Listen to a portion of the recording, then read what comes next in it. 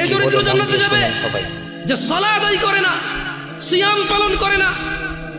ও সারা দিন কাজ করলে খেতেই পারে, জমি কিনতে পারে না, জায়গা কিনতে পারে না, ঘর করতে পারে না, বাড়ি করতে পারে না, কোথাও গিয়ে দাওয়াত খেয়ে 1000 টাকা দিতেও পারে না, কেউ ওকে তাই দাওয়াতও দেয় না। ও সারা দিন সিগারেট খায়, রোজা ভাঙে, হালকা কিছু সিগারেট, হালকা কটা ভাত খেয়ে বলে যে রিক্সা চালাই, বলে যে মাঠে কাজ করি। লা হাওলা ওয়ালা কুওয়াতা ইল্লা বিল্লাহ। ও তুমি মুসলমান শুনো,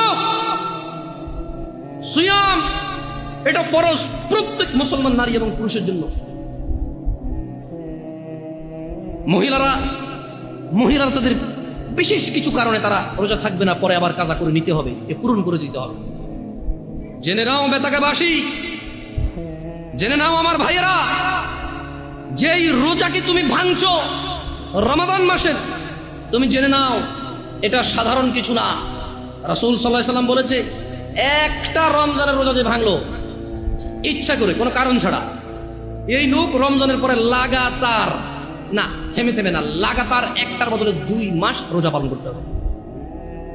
ভাবা যায় এটা কি? তুমি একটু ভাবো, রমজান মাসের একটা রোজা ভাঙলে রমজানের পরে একটার বদলে কাফারা হচ্ছে লাগাতার 2 মাস সিয়াম। এরপরে এটা গেল জরিমানা, এটা গেল কি?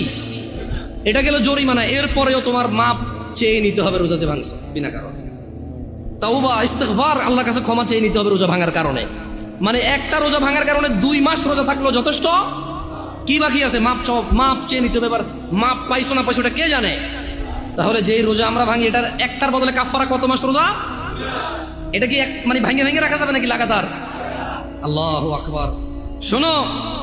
শোনো বেতাকাবাসী, আমার ভাইয়েরা, যারা তোমরা ঈমান এনেছো রবের প্রতি, রব তোমাদের বলছে, ইয়া আইয়ুহাল্লাযীনা আমানু কুতিবা আলাইকুমুস সিয়ামু কামা কুতিবা আলাল্লাযীনা মিন ক্বাবলিকুম লাআল্লাকুম তাত্তাকুন।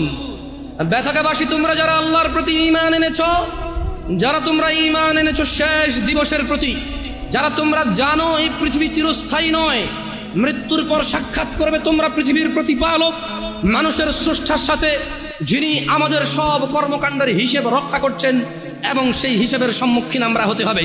তিনি বলছেন, হে তোমরা যারা ঈমান এনেছো, কুতিবা আলাইকুমুস সিয়াম, তোমাদের উপর রোজাকে ফরজ করা হয়েছে, তোমাদের উপর রোজাকে অনিবার্য করা হয়েছে, তোমাদের উপর রোজাকে করতেই হবে বলে করা হয়েছে। কেউ এটা থেকে পার পাবে না। কামা কুতিবা আলাল্লাযীনা মিন ক্বাবলিকুম, ও মুহাম্মদের উম্মতরা সাল্লাল্লাহু আলাইহি ওয়াসাল্লাম, তোমরা যারা ঈমান এনেছো আল্লাহর প্রতি, জেনে রাখো তোমাদের উপর রমাদানকে ফরজ করা হলো যেমন তোমাদের পূর্ববর্তী, তোমাদের আগে যে নবী রাসূল এসেছে, তোমাদের আগে যে উম্মতরা ছিল, ওদের উপরও যেমন রোজা ফরজ ছিল, ঠিক তোমাদের উপরও তেমন রোজা ফরজ। কেন এই রোজা ফরজ করে? আল্লাহ বলছে যে আল্লাহ নাকি এটা দয়া করেছে। তোমরা কি আল্লাহ দয়া নিতে চাও না? নিতে চাও? তবে শোনো, তোমাদের রব বলছে, কামা কুতিবা আলাল্লাযীনা মিন ক্বাবলিকুম, যেমনটা রোজা ফরজ ছিল তোমাদের পূর্ববর্তীদের উপরে, তো রোজা থাকলে কি হবে? লাআল্লাকুম তাত্তাকুন।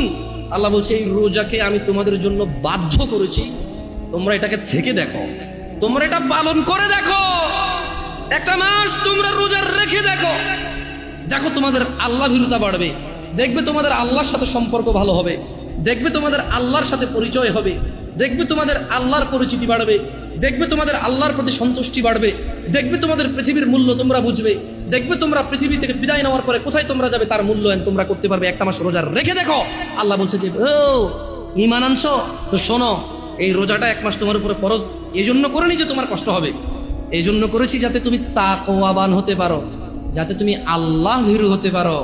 যেমন একজন ড্রাইভার ড্রাইভিং শিখায় কি মানুষকে অ্যাক্সিডেন্ট করার জন্য নাকি সুন্দর করে ড্রাইভ করার জন্য?